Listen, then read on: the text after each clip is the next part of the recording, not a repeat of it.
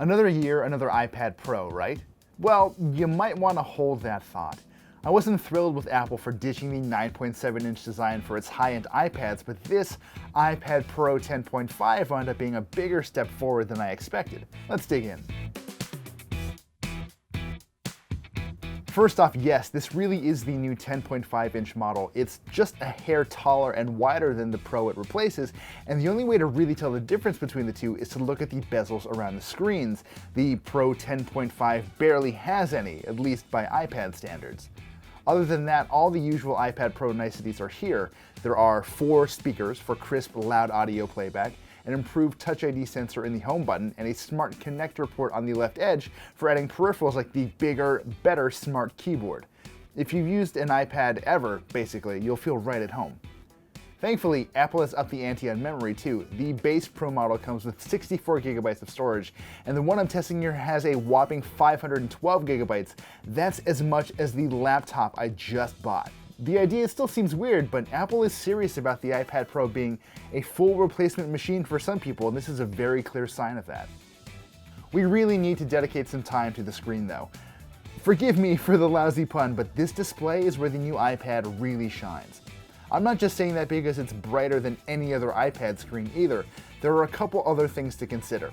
For one, this is what Apple calls a Pro Motion display.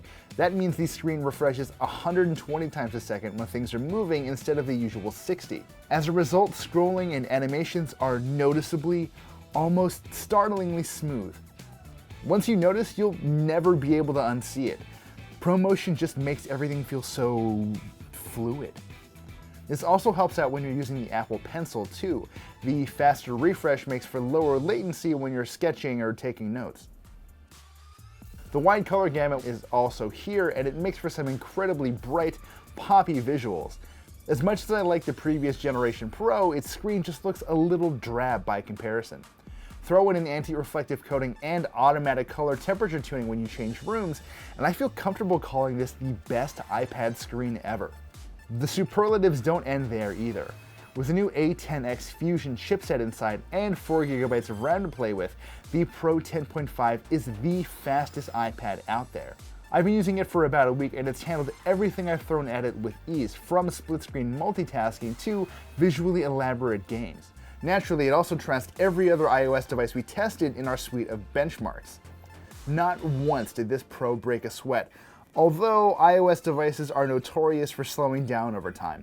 I'm actually hopeful this iPad fares better in the long term though. With any luck, the sheer horsepower on display and the high-speed Pro Motion screen will keep everything feeling fast and fluid. This Pro ships with iOS 10.3, which definitely isn't bad. It's just that iOS 10 in general hasn't done a whole lot for Apple's tablets. Frankly, I think iPads are in desperate need of the interface changes found in the forthcoming iOS 11 update.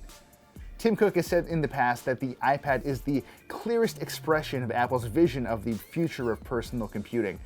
Honestly, even with the launch of the iPad Pros, those just seem like really nice words. With the eventual launch of iOS 11 though, iPads will finally start acting a little more like the flexible, standalone machines Apple wants them to be. In other words, this iPad's best days are yet to come.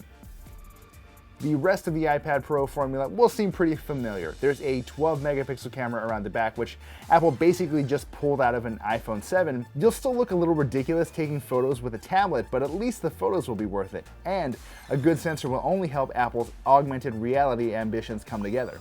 And once again, Apple's estimates suggest you'll be able to get the same 10-hour battery life out of this new Pro. We've found that's generally pretty close. While looping a movie with screen brightness set to half, the Pro 10.5 stuck around for about 9 hours and 40 minutes. That's a little better than the 9.7-inch Pro did last year, which only makes sense since this iPad has a slightly bigger battery.